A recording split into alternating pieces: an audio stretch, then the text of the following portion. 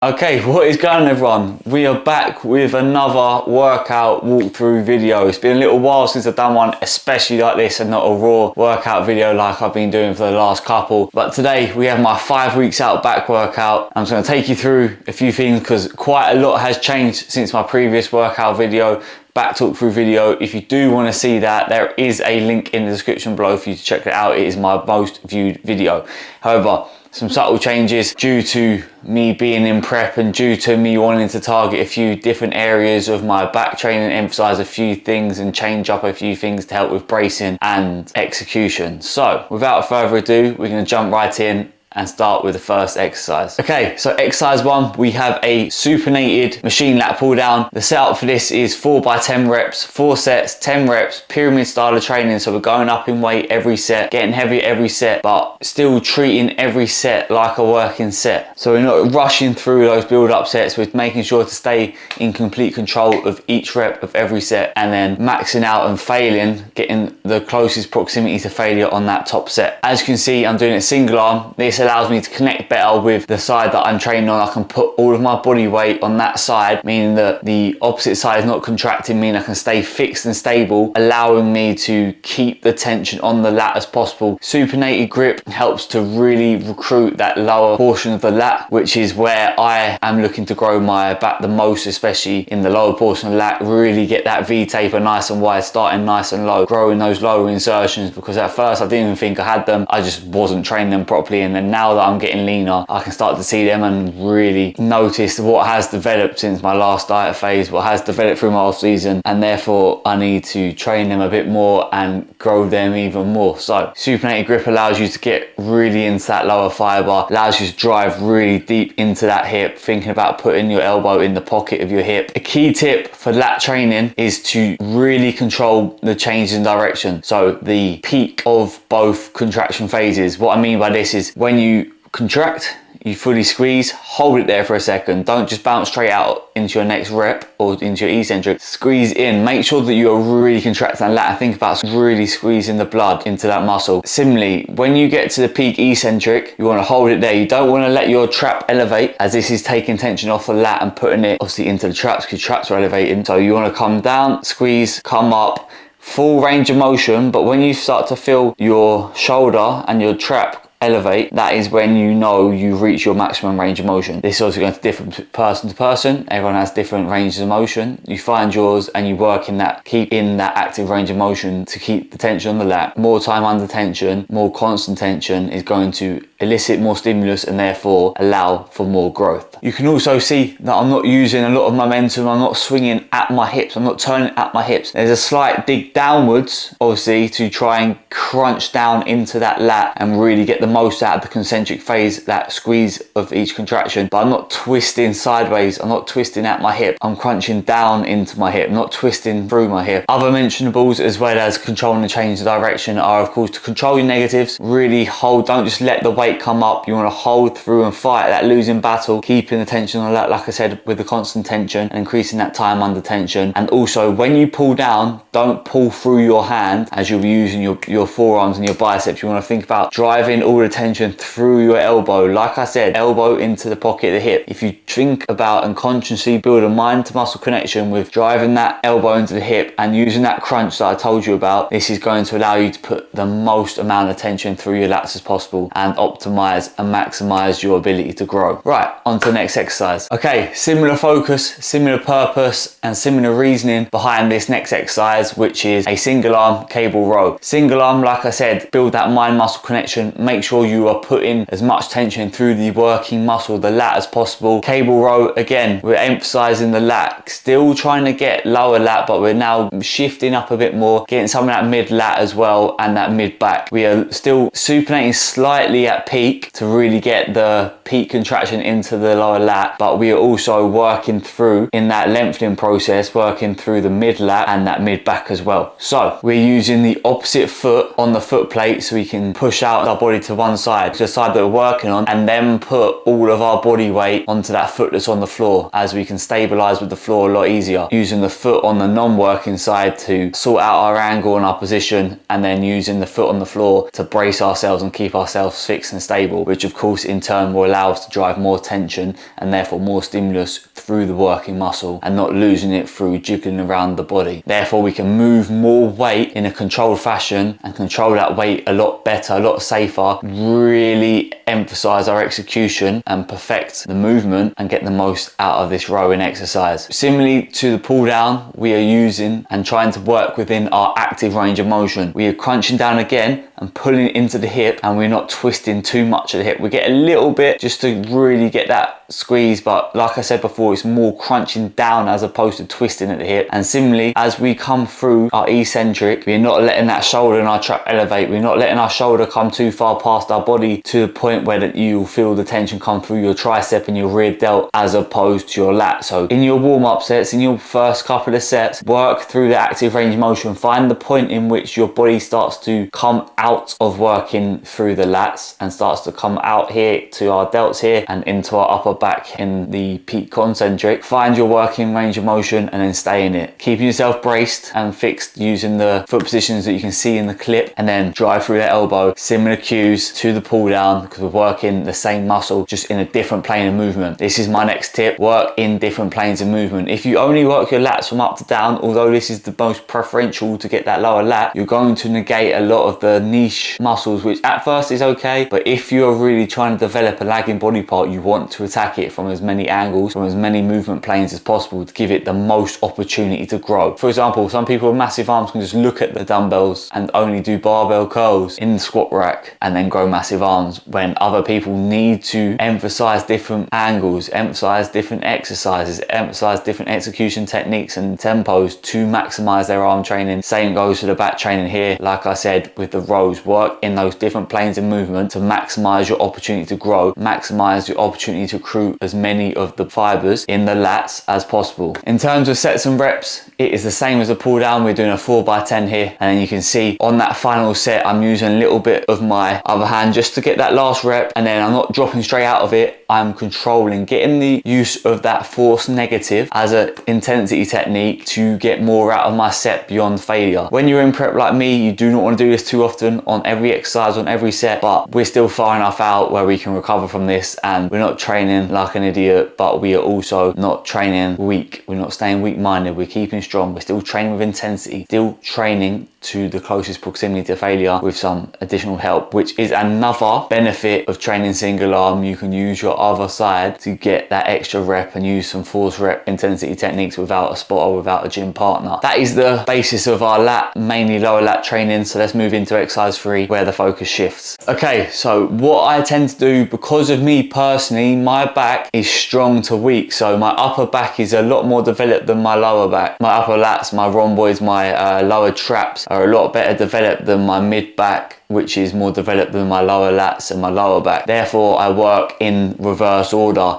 Start with my lower lats. As we go through the workout, we work up the back and finish up the top. So next, it only means one thing. We are training for our mid back and mid lats. Perfect machine for this is this prime seated row. It is an absolute godsend of a machine. If you have access to this, then you are very lucky. I am very lucky and privileged to be able to use this machine. What you'll see is I've got a little bit of load in the beginning range, in that lengthen range, as firstly, the scientific research shows that you can build a lot more muscle in that lengthen range and get a lot more out of your training by working and emphasizing and keeping great control and tempo through that lengthening process of muscle contraction. But this machine has a little dip off point where the tension automatically gets a bit heavy at the beginning of the movement. So putting too much load there can be counterproductive in terms of keeping constant tension on the mid back and lats. Therefore, I keep a lot of it in the mid range, which allows me to get some tension in the squeeze. I then set up obviously the seat to align nicely with my mid back, as opposed to a lower seat which emphasizes the upper back and a high seat which emphasizes the lower back. What you will see me do, because it is a chest supported movement, is use the machine to cause some thoracic extension. By that I mean to like lean over the machine and let my mid back stretch. Obviously the thoracic region is the middle of your back. You got your cervical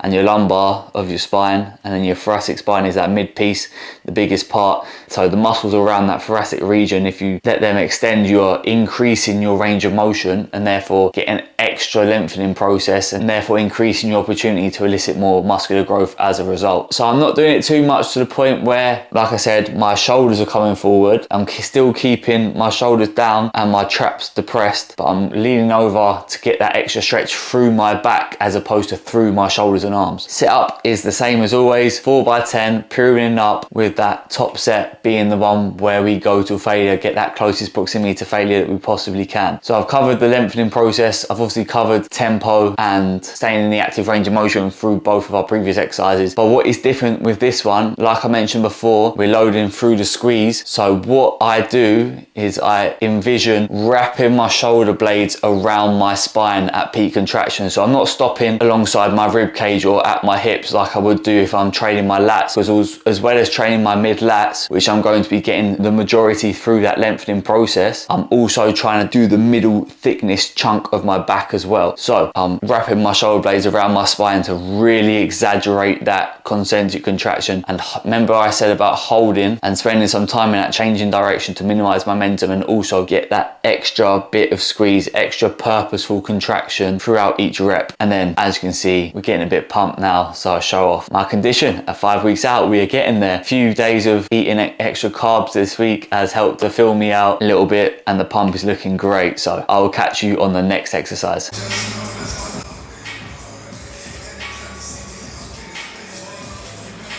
Okay, now for some upper back and lower trap work through this prime extreme row. This machine is insane for training your upper back. A close alternative is like the Strive seated row. There's a prime pin loaded one that works well in the horizontal plane, as well as that hammer strength one, which I'm a big fan of as well, but nothing quite compares to this prime extreme row. It is beautiful. Same again, 4x10, working up in the pyramid style of training, with the last one being our top working set till failure. You would have seen as I walked up to the machine, I set the seat up higher so that I can get my sternum and my chest over the top of the chest rest, so that I can get some of that thoracic extension like I mentioned in the previous exercise. But now we're at a point where we're doing it to get some more upper back stretch and increase the range of motion through our upper back. And I've also got quite a high incline to shift the focus up my back. Obviously, the flatter we are, the more lats we're going to use, and as we come up, the tension will shift up our back towards our rhomboids and our traps, which is the primary focus for this movement. No new tips for this one, just make sure to use all of the previous tips that I've mentioned to get the most out of this. We're pulling through our elbows because we want the tension on our back and not our arms. We're causing some thoracic extension to increase the active range of motion. We are also not letting our shoulders come too far in front of our body to keep constant tension on the muscle that we are working, and controlling those changes in direction for the same principle, the same reason, to get the most out of each phase of contraction. We are keeping a slow tempo on the way down to get the most out of that lengthening phase, that eccentric portion of the contraction, as this is shown to cause the most muscle growth when done correctly. And most importantly, we are working hard. We are working towards the closest proximity to failure as possible, and doing a few partials at the end to get the most out of our top set, to get the most of our training, to give ourselves the most opportunity to grow as we possibly can. Right, 2 more exercises left of this workout, so let's move on to the penultimate exercise, which is deadlifts. So now we have got the meat and potatoes, the old school, the raw, the grip and rip, the Ronnie Coleman of back training. However, we are not gripping and ripping. That is the biggest change to my back training that I've implemented. I've changed my whole approach to deadlifts. It is all well and good, all good fun. My favorite exercise to do is to grip and rip and pull some heavy weight off the floor. Who doesn't love that? Isn't that the reason why we all got into the gym? However, it is not as conducive to muscle growth and would go completely against what I have been saying to you this whole entire video, especially this close to a show where bracing is not as efficient, body fat is low, there's not enough fat or glycogen stores because carbs are lower to protect me, keep me safe and train a little more loosely. We also want to grow our rectors, and by training that grip and rip style, that explosive style, you're going to be using your quads for the majority of the initial phase of the movement, and obviously the isometric contraction through the traps and the upper back to pull the weight upwards. The momentum carries most of the lower to mid back work. That's not what we want. So as you can see through this little pyramid that I showed you, every set, again, this time the reps are down to 8, as it is a bit more of a fatiguing exercise, more stress on the CNS, and where I don't have as much capacity to recover well, a little bit of the volume is taken out as a result, keeping the rep range a bit higher than the 4 to 6 that I was previously doing for that same reason, so we can keep the load a bit lighter and keep ourselves safer during this period of vulnerability. So what you'll see I am doing is I'm slow on the way down. I still dead stop, but when my bar touches the floor, I don't let the weight go. I keep the slack pulled and tension to, like I said, keep constant tension on the muscle. This keeps the erectors engaged, and when I pull my next rep, they fire a lot more and they contract a lot more than they would do from scratch, where the quads are more likely to take over movement, especially myself being a quad dominant physique. So by doing so, I'm limiting the use of my quads, I'm limiting the use of momentum, I'm keeping the tension on my erectors and my back muscles as opposed to through my traps and my quads. Obviously you can't negate them, especially in a free weight exercise like this. You can't completely remove and isolate the back from the rest of the body, but you can use techniques such as this to maximize the tension that you're placing on the intended muscle that you want to be using during the exercise. So those are my cues. Make sure to keep that neutral spine, make sure to keep the core brace, especially on exercise like this, especially at a time like this in my prep. And that is that. What a beautiful exercise. My erectors were blown, they were on fire after this, and I was absolutely cream crackered putting deadlifts this far down. That is the tip for this part of the video. Exercise selection, we spoke about it through the entirety of the video, focusing on my lower portion of my back and working upwards as we get through the workout. Also, if you are going to use a higher risk exercise such as a deadlift when you're close to a show, putting it further back in the workout means the muscles are warmer, the joints are warmer, the connective tissue is warmer. There is a lot less likelihood of you becoming injured as a result. Therefore, you can still do this, you can still do the meat and potatoes, and you can still do so in an intense manner that minimizes the risk of injury. Let's move on to our final exercise of the workout. Lastly, we have this high row. I've set it up in a way that really focuses on the mid to lower lat, and we are doing a muscle round. So instead of the usual 4x8 or 4x10 that we're doing for the rest of the exercises, this one is a 6x6 muscle round. All the same weight, 6 reps, 15-second break, 6 reps for a total of 6 rounds. You'll see by obviously the time lapse that this is the case. I'm not taking longer breaks between each one, but obviously I'm skipping through the rest periods as to not bore you and long the video out too much. But this is a great way to finish off the workout, leave nothing on the table, because we have to use a lighter weight, of course, to maintain it over 6 rounds with reduced rest period. And this will really just finish off the muscle, really get some blood pumped into it, and really ensure that we leave nothing on the table for our workout. All the tips for this were covered in exercise 1. It is virtually the same movement, just obviously I'm holding it in more of a neutral grip as opposed to a supinated grip. And of course it's not a direct pull down, it is a high row, so you're rowing down. But if you set up the seat in the right way, it is very similar and mimics very well a pull down movement. But like I mentioned in exercise 2, training different movement patterns, we're training different planes of movement to ensure that no stone is left unturned, especially when targeting a body part that we are trying to bring up more than others. That is the reason for this. That is why there's a 6th exercise in the form of a pull down at the end of the workout. Pull downs are great for 2 parts of the workout. Great to warm up the muscle and get some blood into a muscle in an isolated fashion, and great to finish off a workout for the same reason why you can't get as much load through it without recruiting the contributing and agonistic muscles. You can't isolate as well using heavy loads, so it forces you to go lighter in a warm up. And then when you are fatigued and can't lift a heavier load, you can still get a great contraction through your lats by using the pull down or the high row in this case at the end of the workout. So that is that. That covers everything. That is the end of the video. I hope you did enjoy it. If you did, be sure to leave a like on this video, subscribe to the channel if you haven't already, click that notification bell so you do not miss an upload. Leave a comment down below any other workout that you would like to see me cover in the coming weeks, in the coming videos, or if there's any questions you have about this particular workout, anything that I'm doing, anything that I may not have explained well enough, anything you need more clarification description on. If you have any queries about back training, be sure to let me know. If you do want to transform your physique and get in the best shape of your life, whether that be to drop body fat, build muscle, or just improve your overall confidence in yourself, I'll leave both my Instagram and my email in the description below, the top 2 lines of the description, for you to get in contact with me regarding my online coaching service. I'm taking on more clients at the moment, so get in touch,